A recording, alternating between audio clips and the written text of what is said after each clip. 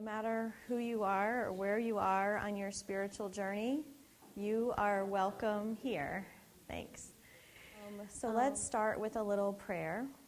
In the world that we live in, we struggle with wanting to do spiritual practice if we think that it's something that we're adding on to our lives. If we think that we are adding the pursuit of God into our busy lives, that sounds pretty daunting. But we need to remember that spiritual practice really is allowing us to slow down enough so that we notice the presence that's always been there with us. I've been using this quote from Ilia Dilio pretty much in every talk that I've done since Bill used it the first time in here. And that is that everything in existence from the cosmic level to the microscopic level is evolving, creative, expansive, and entangled.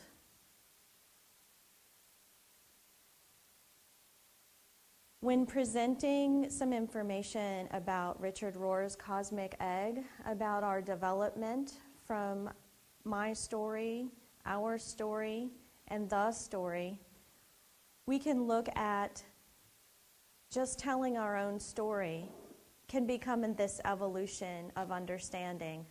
I can tell you my story, and I have in here, and I could only get into it a little ways before I begin to tell your story.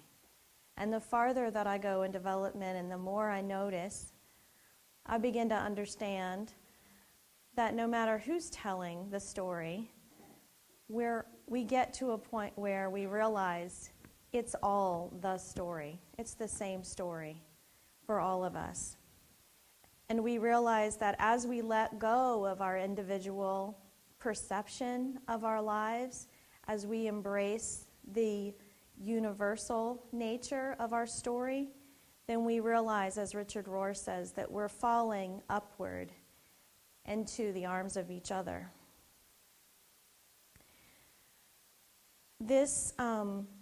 This quote came from the conference. I was watching the conference on the Francis factor from the CAC, and I love this line: if you're not part of the whole, you are dividing it. So this morning, I'm going to challenge us to look at what separates us and what causes us to divide the whole.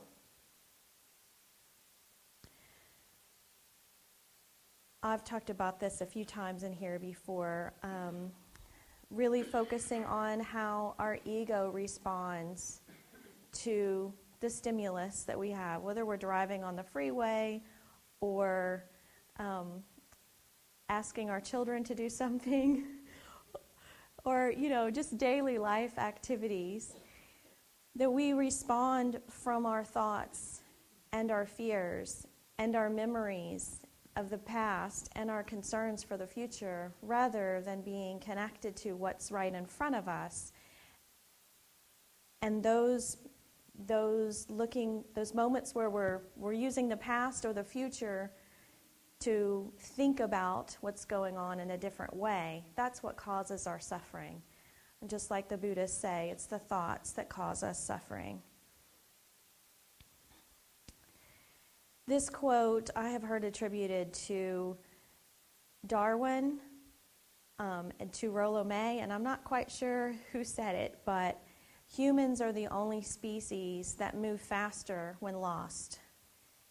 And in our culture, we have so much emphasis on intellectual pursuits and achievements, and we define ourselves by what we do, not who we are. And so if we keep putting something into that engine, we make ourselves very busy. It's almost as if, I don't know about you, but it's been true in my life, where I feel like I'm running full speed in the woods, lost and alone. A friend of mine and I were talking last night about the loneliest times in our lives has been when our children are really small. And here we are, surrounded by people all the time, and we're never alone. unless we, get to go to the bathroom by ourselves. And yet, it was the loneliest period of my life because there was no time for self-connection. It was busy, busy, busy. And so running through the woods empty is where we find ourselves sometimes. So I've used an image similar to this before, but I wanted to reinvent it a little bit. And hopefully, I don't have a laser pointer, but maybe you can follow along. So the circle in the middle is what I'm calling our soul, or the divine indwelling, the inner observer. And around that, the thin lines represent the wounds that we have. These wounds can develop in early childhood. The first time you cry as a child and your mother or your father doesn't respond as quickly as you'd hope, and it changes our perspective about what the world is really about.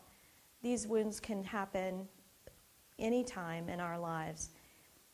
But the nodes that I've drawn in around that are the thoughts that we develop about those wounds, and they can take on a life of their own, right? Our perceptions or our ideas about what those wounds mean to us and who we are. Just outside of that, in the line that's written in blue, I'm calling it a mind field of our fear, our limiting beliefs, things that our ego has established as a protective device, things that we think is protecting us.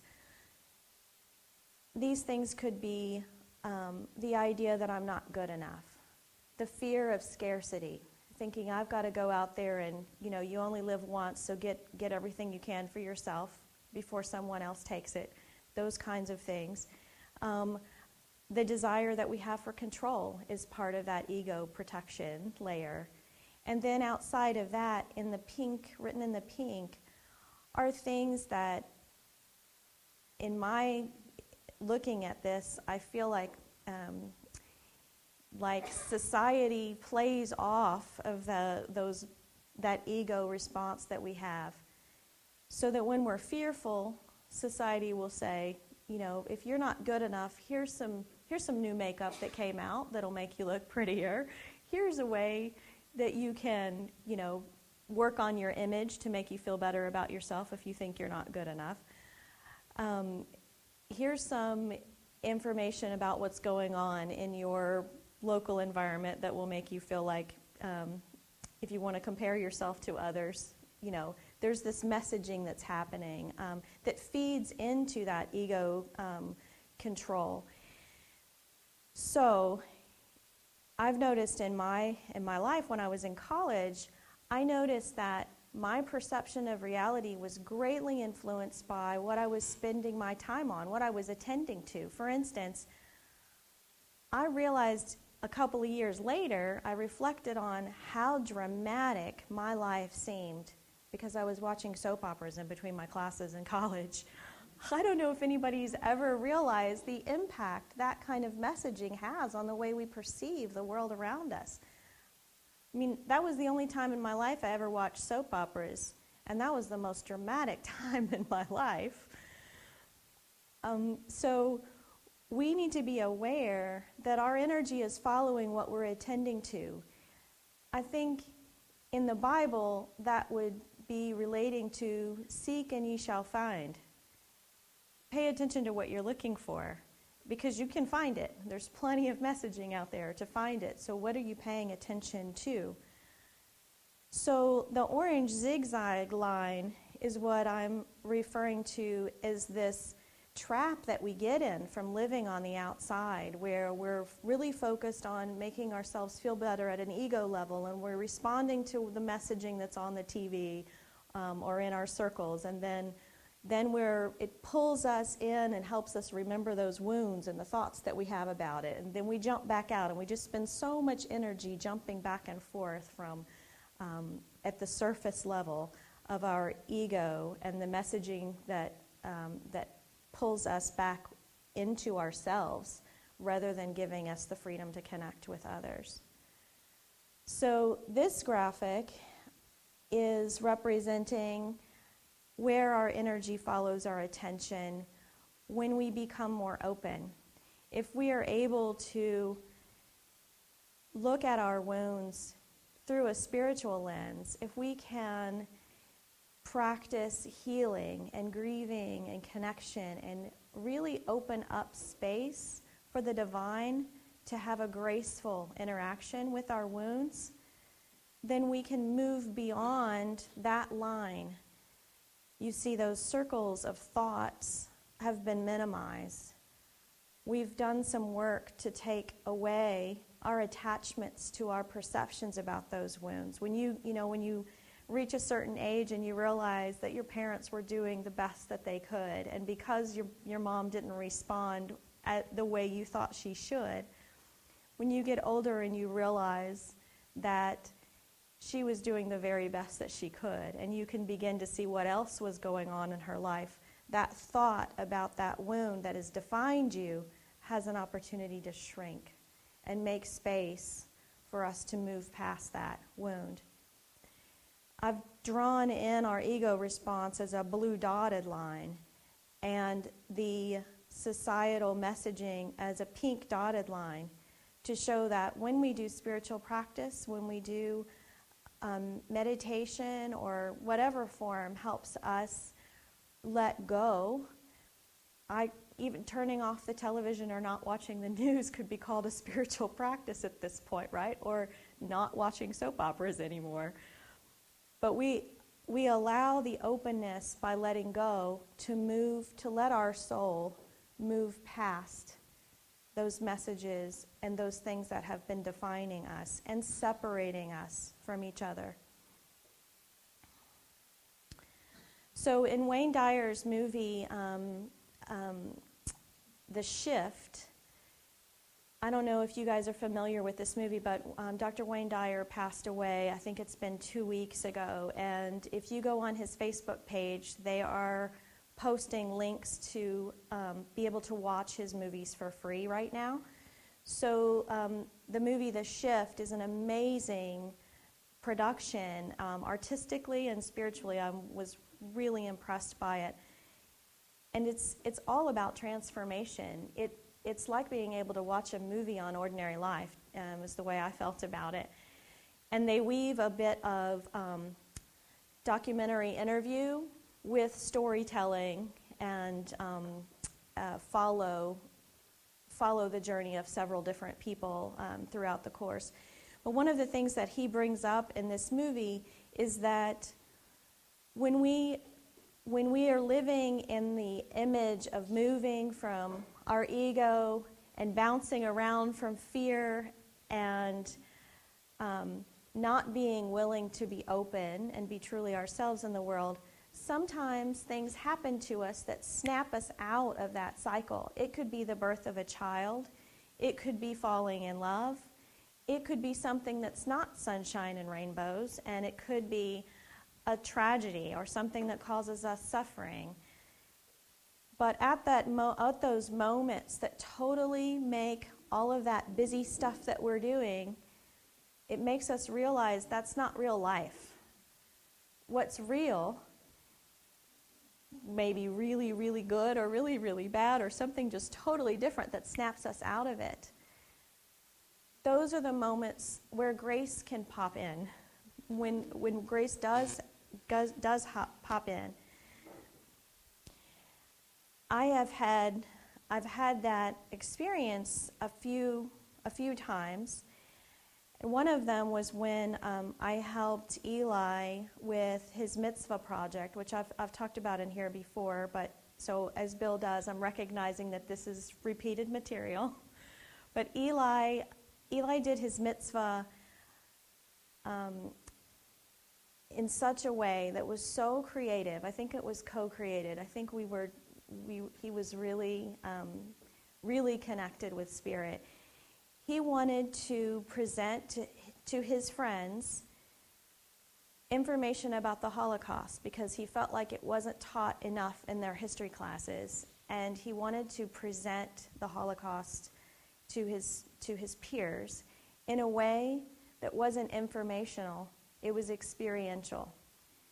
And he said that what we have to do is we have to do an art project, because people can't do art if they're not connected with the heart. You can't do art from your head, is what he was saying. So the idea that he came up with was he did interviews with Holocaust survivors. He edited a video and put them together, presented it to his friends, and he himself, he took a pair of Converse tennis shoes that were white, and he decorated one shoe in the darkness, in the suffering, in the wounds, and he decorated the other shoe with the reconciliation, with light, with inspiration, with hope, with the love that survived. And he did a 1-mile walking meditation, a walking in their shoes, and alternating his steps and being very mindful of this balance of suffering and reconciliation in darkness and light.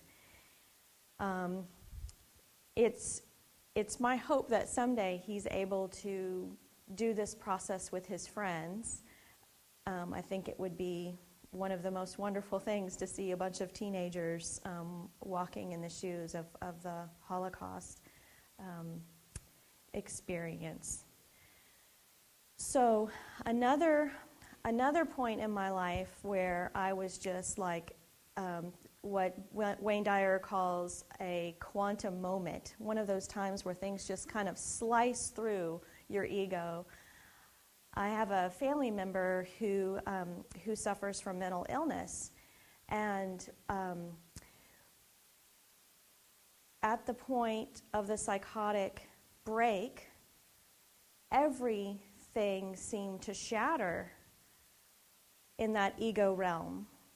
It's as if that all of the story that we tell ourselves just flew out the window for this person. And it had the same effect on us, because you don't realize how much you're relying on the world or your family or the people around you to act a certain way, to believe a certain way, to be there in a certain way until it's gone completely.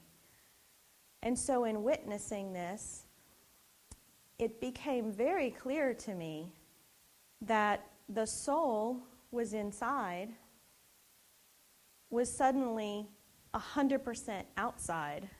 And this relative of mine sounded as though they were in this class with us. It sounded like Bill Curley, every word that was coming out of this person's mouth, and I was just in awe. So what I wanted to share was that between those two graphics that I showed you, between this living on the outside of ourselves, living from the shell and the persona that we do, to opening ourselves up and living from the spirit, is a cycle. We don't get to just, without a psychotic episode, I think, have it all go away. We have the opportunity to practice opening, to be more mindful of those choices that we make that shut ourselves down, that live superficially, or we choose love and we use faith to get beyond our fears, to open up. And that as this cycles, it's just like the seasons, just like the rising and falling of the tide. Our egos constrict, and then our soul expands. And once we've had these opportunities, these moments of grace, there's a longing that stirs inside of us to get back to that place again, where we're connected, where we are truly alive. And so this is my prop that I brought. I don't have the light for it, so you'll have to watch it in this video. But if you consider these fins that are outside of this light fixture as our ego, and we feel safe when it's closed in and it's taking a shape that we can understand. But as we do spiritual practice, or as we connect with these moments of grace, we can let that ego go, we can let that protective device go, and we can allow the light inside of us to move past the shell and to be part of the light that exists in each other, the divine indwelling and sacred mystery. So what I'm proposing is that when we choose to do spiritual practice, we are choosing to practice opening up, to letting go of what separates us.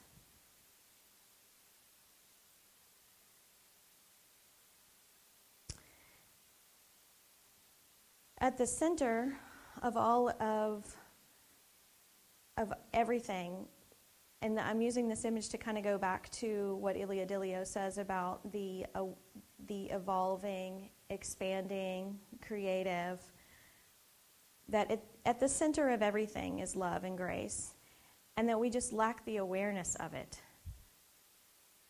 So when we practice, we're practicing being aware.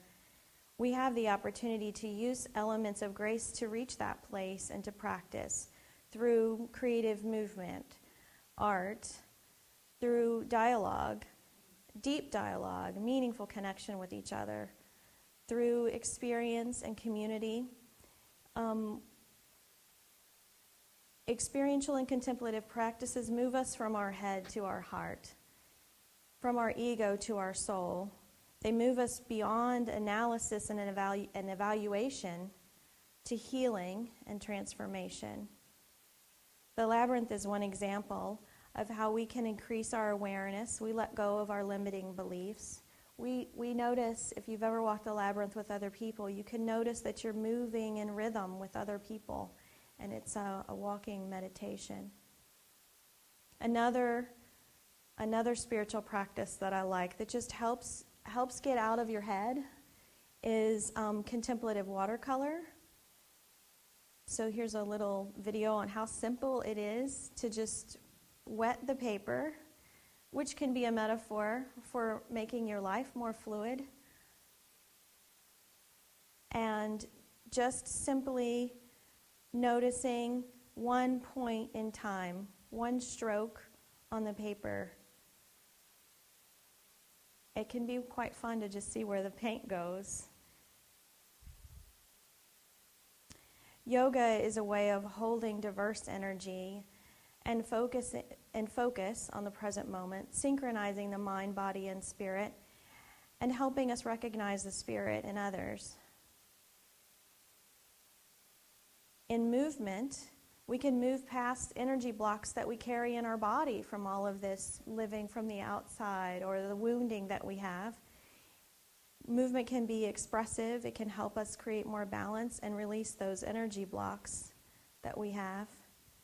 I like this because this was a yoga practice, and just the thought of just shaking things off just really, I thought, went with the talk. In spiritual direction, we listen deeply to help find how God is working in the directee's life. We hold space to connect with those inner longings that we have and begin to see the subtle nudges of spirit. So in Wayne Dyer's movie, The Shift, he's really talking about shifting from ambition to meaning. We need both action and contemplation. So how do we live simultaneously in the society that we're in while somehow tapping into a contemplative monastic existence? I think that in the past there were a lot of nuns and monks praying for the world and holding that space. And I feel like that, it seems to me like that population has been dwindling over the years. I think we're called to bring that into our daily lives.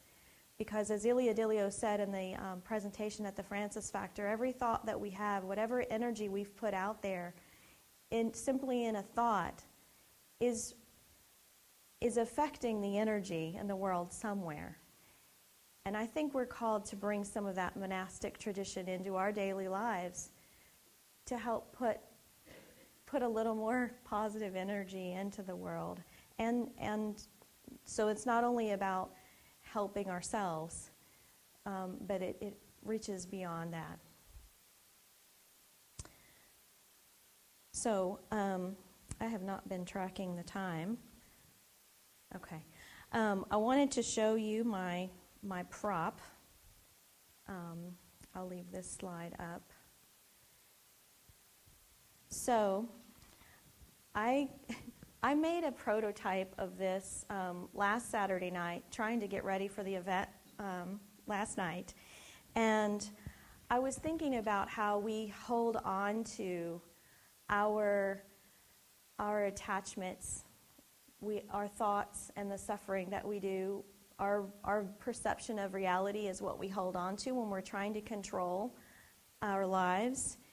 And so I made this prototype out of a wiffle ball and was putting construction paper over the holes and a light inside of it, and then stringing yarn through that construction paper so that it would all pull and close off. And then when you let go of the yarn, and the construction paper would, hopefully it would open up, which it didn't in my prototype. But so then I was working diligently on that last Saturday night, and then we came to Ordinary Life last week, and afterwards I was like, I think there's a light fixture that does that. I think I've seen this before. So this is the light fixture from IKEA, and what I've done is put images, which were really easy to find in magazines, about what our culture tells us, because that's where it is. So there are images around this middle area that represent the messaging that we get from outside of ourselves, and how it plays with the fears that we have inside that keep us wanting to be closed off and protecting ourselves. So these are being scared, being under fire, struggling with what's next. There was something, a message about Texas A&M, winners in the classroom, eat 'em up. I mean, there was like very competitive and violent messaging, and, you know, all of these emergency, and one of them said something about, are you as big as something else, which, you know, is a person that's under 5 foot tall. I was like, well, maybe I don't need to be. But there's just a whole lot of competitive messaging here. And these are the things that we respond to that make us feel like we don't want to be vulnerable in this world. So what this little thing does is, when we are scared and attached to our beliefs, I can't seem to get that, there we go, it's as if we're holding on tight to the way we perceive the world and to our thoughts. And then when we let go, we have the opportunity, whether it's a moment of grace or through spiritual practice and intention, we begin to open up and we let our light out. And if you've ever been in a situation with, like we have in Conspire, where you get to be around others who are open, it's amazing how church happens, how community and how our lights shines together when we're in a space where we all feel comfortable to be vulnerable and open and moving past our limiting beliefs. And so that is what I wanted to share today. You are welcome to come up and take a closer look if you want. But I have images on the inside of the things that we all have inside of us, those things that are our spiritual connection to the divine. like the beauty in the world and the connections that we have with each other and those things that we long for on the inside that others might not get to see if we spend so much time closed off and protected. I also kind of feel like this is like the Death Star from Star Wars. So there's a little incentive for you. It's, you know, if you want to do spiritual practice, all I'm asking you to do is get in there and explode the Death Star. You can do it. That's all I have for today.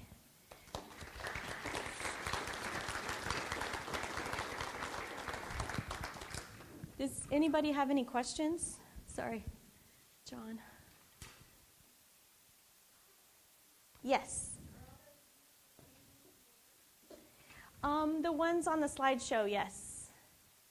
Yeah, those are my paintings and photography. And I think that was a really good segue for me to share a little bit of my story if we have some time. I love using my own imagery, not because I want people to see how cool I am, because that's not it at all. It's very relevant to the talk that I gave this morning. I've had experiences in my life that that gave me the limiting belief that I'm not an artist, that I'm not creative. I actually had a college professor tell me that my project was the ugliest project he'd ever seen in his career when I was in architecture school.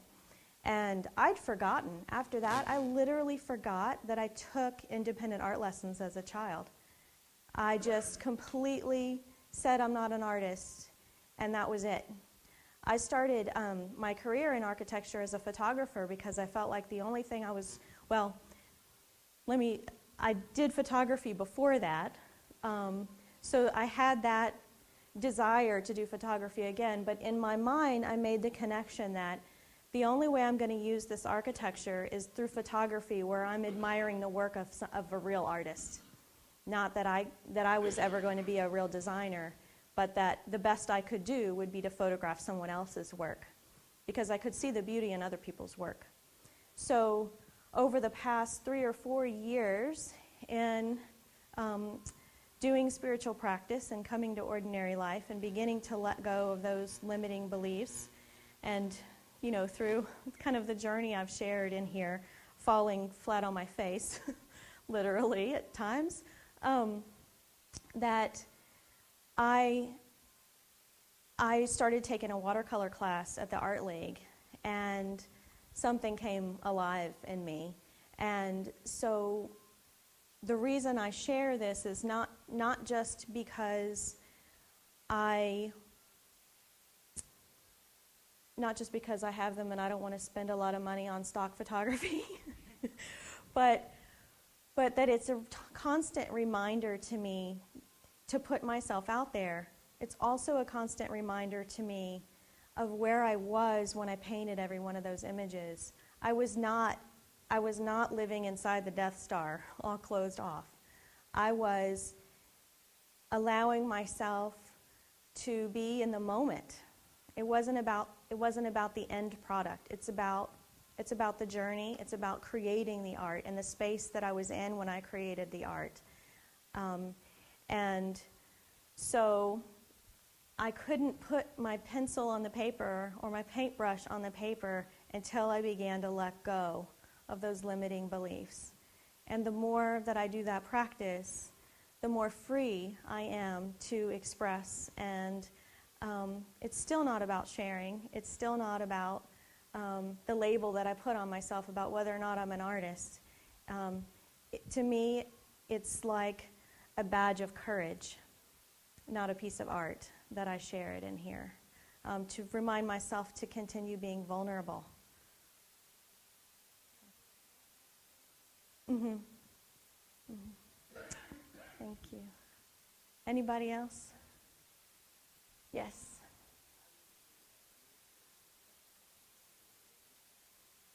Yes. So I do centering prayer. I do centering prayer here on Sundays with our group at 8:30, and then I try to do it daily, but that doesn't always happen. I also do the Ignatian practice of the awareness examen. which is a rewinding of the day. You do it in the middle of the day and you do it at the end of the day before you go to bed. So it's a very quick practice, but I've started doing it with the staff at Christ Church Cathedral during the week, during the middle of the workday, which to me is like when I need it the most. So all you do is you get into a contemplative state, you try to let go of the thoughts that are racing through your head, and connect with presence, connect with the divine indwelling, and rewind your day from the noon hour all the way back to when you woke up, and think about the moments that you've had, and find the places where you were living closed off and the places where you were living more open. And you can settle in on one of the experiences that you've had and let that become a prayer for you. For me, a lot of times what comes to me are interactions that I've had with our children. So if I've had a bad, if I felt like I had a bad mommy morning getting people to school, those things pop in my head. And I allow that to become my prayer, not only for relieving myself of guilt, but also to make an intention for how I'm going to be present with them when I see them again or the next morning. And you do the same thing at night. And it's totally specific to where you are each day and what your experience is. You may notice that, simple things like how you drove on the freeway, all of a sudden you're paying attention to it. And then you have the ability to do it differently, right? So that's another one of the practices that I really enjoy, because it literally takes 5 or 10 minutes at noon and 5 or 10 minutes at night. And then there are others. I love doing watercolor and, other things that I think are spiritual practice. Honestly, I think anytime we have the intention to slow down and to be in the moment with each other, it's practice. It's spiritual practice.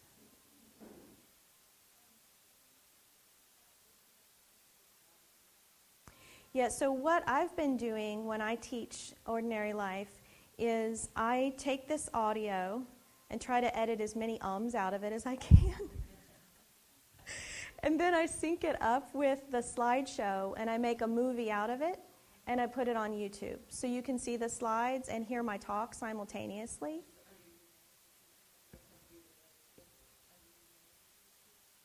No, it's Brooke SP98 is my channel, but there'll be a link in Bill's summary to the talk. Yeah. Mm-hmm. All right. I appreciate all of the input and for just having a safe place for me to pull that chain and open up as well. Thank you.